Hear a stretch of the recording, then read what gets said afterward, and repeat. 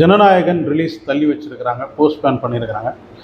So அது எப்போ release ஆகும் அப்படின்றதெல்லாம் இன்னும் அஃபிஷியலாக எதுவும் சொல்லலை. அது முதல்ல இந்த சென்சார் போர்டு வந்து அந்த சர்டிஃபிகேட்டை கொடுத்தா தானே அது ஏன் டிலே பண்ணுறாங்க அப்படின்னு தெரியல.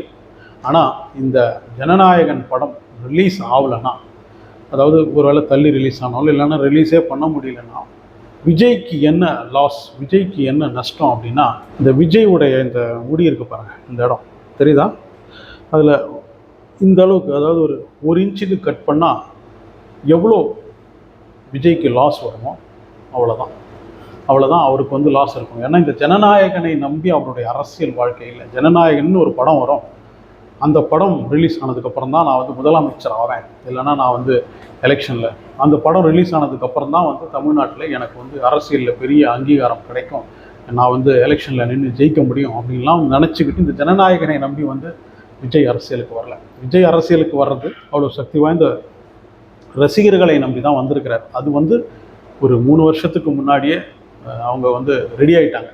விஜய் அரசியலுக்கு வந்தால் நாங்கள் ஓட்டு போட போகிறோம், அவருக்கு தான் ஓட்டு போடுறோம் அப்படின்ற மாதிரி அவங்க ரெடி ஆகிட்டாங்க. ஸோ இந்த ஒரு படம் விஜயுடைய அரசியல் வாழ்க்கையை எந்த விதத்திலையும் பாதிக்க போகிறது கிடையாது. ஆனால் இந்த ஒரு படம் மூலமாக என்ன நினைக்கிறாங்க, அதாவது இந்த படத்தை இந்த அளவுக்கு ரிலீஸ் பண்ணுறதுக்கு வந்து ரிலீஸ் பண்ண விடாமல் அதுக்கான அழுத்தத்தை கொடுத்து விஜயை வந்து எந்த அளவுக்கு தன்னுடைய பக்கம் இழுக்கலாம், அதன் மூலமாக அப்படியாவது விஜய் வந்து நம்ம கட்சி பக்கம் வரமாட்டாரா அப்படின்னு யோசிக்கிற அந்த அரசு இருக்குது பாருங்கள். இங்கே இருக்கிறவங்க கிடையாது, இங்கே இருக்கிறவங்களுக்கு தான் விஜய் தேவை கிடையாது, இங்கே இருக்கிறவங்க விஜயுடன் போட்டி தான். அங்கே ஒருத்தங்க மேலே இருக்கிறவங்க தானே விஜய் வேணும், அப்படியாவது விஜயை இழுக்கணும் அப்படின்னு பார்க்குறாங்க. அவங்க தான் இந்த வேலையெல்லாம் செஞ்சுக்கிட்டு இருக்காங்க. ஓப்பனாகவே சொல்லிடலாமே, பிஜேபியை பொறுத்த வரைக்கும் வந்து ஒருத்தரை வந்து அவங்க கட்சியில் இழுக்கிறதுக்கு என்னென்னலாம் குடைச்சல் கொடுக்க முடியுமோ அதையெல்லாம் கொடுப்பாங்க. விஜய் அப்படின்னும் போது இந்த படத்தை வச்சு எப்படியாவது அவருக்கு ப்ரெஷர் கொடுத்து கண்டிப்பாக வந்து பேச வச்சு எங்களுக்கு ஆதரவு கொடுங்க, படத்தை ரிலீஸ் பண்ணி விட்டுலாம் அப்படின்னு சொல்ல வைக்கிறதுக்காக பல ப்ரெஷரும் கொடுத்துக்கிட்டு இருக்காங்க. பிஜேபியை பொறுத்த வரைக்கும் எந்த அளவுக்கு ப்ரெஷர் கொடுப்பாங்கன்னா, விஜயுடைய வீட்டில் ஒரு நாள் கரண்ட்டை கட் பண்ணி ஒரு நாள் ஃபுல்லாக ஏசியே இல்லாமல் தூங்கட்டும், அப்படியாவது விஜய் நம்ம பக்கம் வரமாட்டாரா அப்படின்லாம் யோசிப்பாங்க. அந்த அளவுக்கு அவ்வளவு லோவாக யோசிக்கிறவங்க தான் ஒரு கட்சியிலேருந்து ஒருத்தரை இழுக்கிறதுக்கு, இல்லைன்னா அந்த கட்சியே தன் பக்கம் கொண்டு வர்றதுக்கு என்னென்ன வேலை செய்வாங்களோ அதெல்லாம் வந்து பிஜேபி செய்வாங்க. ஸோ அதில் ஒரு முயற்சி தான் இந்த ஜனநாயகனை வந்து இப்படி ஹால் பண்ணி வச்சிருக்கிறது. நீங்கள் உங்களுடைய முடிவை எடுங்க, படத்தை நாங்கள் விட்டுறோம். இதுதான் இப்போ இந்த ஜனநாயகன் படத்துடைய ரிலீஸுக்கான பிரச்சனையே. ஜனநாயகனுடைய ரிலீஸ் லேட் ஆகிறதுனால வந்து இந்த படத்துடைய ப்ரொடியூசர் வி.கே. நாராயணாவா, அவருக்கு ஒரு அளவுக்கு லாஸ் இருக்கும். ஆனால் நான் சொன்ன மாதிரி தான் விஜய்க்கு வந்து அவ்வளோதான். ஏன்னா இந்த படம் எந்த விதத்துலையும் அவருடைய அரசியலுக்கு வந்து உதவ போகிறதுலாம் கிடையாது.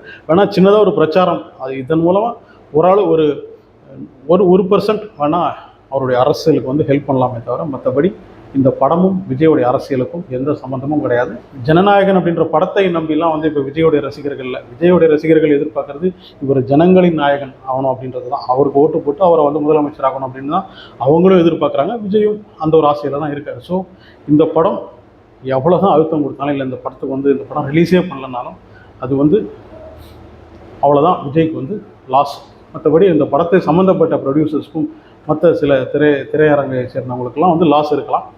விஜய்க்கு எந்த லாஸும் இருக்க போகிறது கிடையாது. இந்த படம் ஒருவேளை லேட்டாக ரிலீஸ் ஆகிறது இன்னும் கொஞ்சம் அட்வான்டேஜ் அப்படின்னு நினைக்கிறேன். ஏன்னா இந்த எலெக்ஷன் டேட்டு நெருங்க இந்த படத்தில் வந்து அந்த பிரச்சாரமாக அதை அந்த விஜயுடைய கட்சியின் பிரச்சாரமாக இந்த படத்தை வந்து பயன்படுத்த முடியும். திமுகவின் அரசை பற்றி நிறைய விஷயங்கள் இந்த படத்தில் பேசியிருக்காரு அப்படின்றதுனால இன்னும் கொஞ்சம் லேட் ஆச்சுன்னா அது அவருக்கு அட்வான்டேஜாக தான் வரும். ஏன்னா விஜயை பொறுத்த வரைக்கும் எப்போ நம்ம ஜெயம் ரவி சொன்ன மாதிரி, இல்லைன்னா ரவி மோகன் சொன்ன மாதிரி, எப்போ இந்த படம் ரிலீஸ் ஆகுதோ அன்றைக்கி தான் அவங்களுடைய ஃபேன்ஸுக்கெல்லாம் பொங்கல் இல்லையா, எப்போ இந்த படம் ரிலீஸ் ஆகுதோ அன்றைக்கி தான் அவங்களுடைய ஃபேன்ஸுக்கெல்லாம் பொங்கல். ஜனநாயகனை பொறுத்த வரைக்கும் அது எப்போ ரிலீஸ் ஆனாலும் அது கலெக்ட் பண்ண வேண்டிய அந்த அமௌண்ட்டை வந்து அவங்க எதிர்பார்த்த அந்த அமௌண்ட் வந்து இல்லை அதுக்கு மேலே கண்டிப்பாக கலெக்ட் ஆகிடும். அதிலெல்லாம் எந்த டவுட்டும் கிடையாது. எனக்கு தெரிஞ்சு இது வந்து ஒரு ஃபேர்வெல் படம் அப்படின்றதுனால, விஜயுடைய கடைசி படம் அப்படின்றது வந்து கிட்டத்தட்ட முடிவானதுனால இந்த படம் வந்து ஒரு அமௌண்ட்டை கலெக்ட் பண்ணும் அப்படின்னு நினச்சிட்டு இருக்காங்க பாருங்கள். அதையெல்லாம் தாண்டி பெரிய லெவலில் கலெக்ட் பண்ணுறதுக்கான வாய்ப்பு இருக்குது. ஒரு 2.5 கோடி பேர் இருப்பாங்க விஜயுடைய ரசிகர்கள். அதில் வந்து 2 கோடி பேர் இந்த படத்தை கண்டிப்பாக பார்ப்பாங்க. ஏன்னா இது விஜயுடைய கடைசி படம்.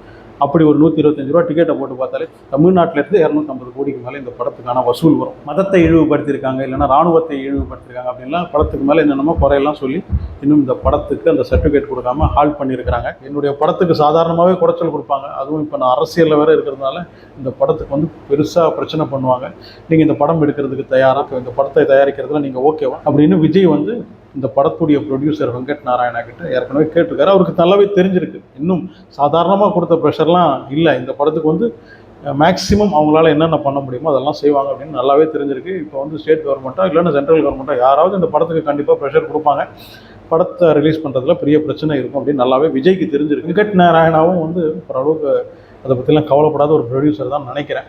இந்த படத்தை இப்போ ஒரு வேளை ரிலீஸே பண்ண முடியலன்னா கூட 2026 விஜய் ஜெயிச்சு சீஃப் மினிஸ்டர் ஆகிட்டார்னா ஒரு வேளை இந்த படத்தை ரிலீஸ் பண்ணுறதுல பிரச்சனை இருக்காது. அப்படியே பிரச்சனை இருந்தாலும் அது வந்து வேறு விதமாக காம்பன்சேட் பண்ணிக்கலாம் அப்படின்லாம் அவரும் யோசிச்சாரான்னு தெரியல. ஸோ அவர்கிட்டையும் பெருசாக ஒன்றும் டென்ஷன் இருக்கிற மாதிரி தெரியல இந்த படம் ரிலீஸ் ஆகாததுனால. என்னென்னா ரெட் ஜெயிண்ட்டுக்கும் சிவகார்த்திகேயனுக்கும் தான் கொஞ்சம் கஷ்டமாக போயிடும். ஏன்னா விஜயுடைய படமும் இதுவும் ஒன்றா வரும்போது அட்லீஸ்ட் விஜயுடைய படத்துக்கு டிக்கெட்டு கிடைக்கல அப்படின்ட்டு இந்த பக்கம் போவாங்க கொஞ்சம் பேர் சிவகார்த்திகேயனுடைய படத்துக்கு. இப்போ வந்து இவர் எல்லா தேட்டர்லையும் இவருடைய படத்தை தான் போட்டாகும். இப்போ தேட்டரில் சிவகார்த்திகேயனுடைய படம் மட்டும்தான் இருக்கும். அந்த படத்துக்கு தான் மக்கள்லாம் போய் ஆகணும். அந்த அளவுக்கு கூட்டமாக பொங்கலுக்கு ஒரே ஒரு படத்தை மட்டும் பார்க்குற அளவுக்கு சிவகார்த்திகேயனுக்கெல்லாம் வந்து ரசிகர்கள் இருக்காங்கன்னா கண்டிப்பாக கிடையாது. ஒன்றா வந்திருந்தால் ஓரளவுக்கு அந்த கூட்டத்தை காட்டியிருக்கலாம். இப்போ சோலோவாக வர்றதுனால பல தேட்டர்களும் காலியாக இருக்கும் போது அது வந்து சிவகார்த்திகேயனின் உண்மையான ரசிகர்கள் எவ்வளோ அப்படின்றத காட்டிடும். பராசக்தியின் ட்ரைலருக்கு வந்த வியூஸ் எல்லாம் வந்து ஒன்றும் கிடையாது அப்படின்றதெல்லாம் வந்து இந்த அட்வான்ஸ் புக்கிங்லேயே தெரிஞ்சு போச்சு. பராசக்தியின் அட்வான்ஸ் புக்கிங்கை பார்த்தீங்கன்னா புரியும். ஒன்றும் பெருசாக கிடையாது. ஓரளவுக்கு இல்லை, ரொம்ப நல்லா இருந்ததுன்னா மட்டும்தான் இந்த பொங்கலில் வந்து இந்த படம் இந்த பராசக்தி வந்து சர்வை பண்ண முடியும், ஒரு வெற்றி படமாக இருக்க முடியும். மற்றபடி ஜனநாயகன் வரல அப்படின்றது வந்து பராசக்திக்கும் ஒரு பெரிய அடி தான். நியூஸ்ட்ரா இதுதான் என்னுடைய சேனலுடைய பேர். சப்ஸ்கிரைப் பண்ணி வச்சுக்கோங்க. இந்த வீடியோ பிடிச்சிருந்ததுன்னா லைக் ஷேர்லாம் பண்ணுங்கள். கண்டிப்பாக என்னுடைய கருத்துக்கு கமெண்டில் வந்து சொல்லுங்கள் உங்களுடைய கருத்து என்ன அப்படின்றத.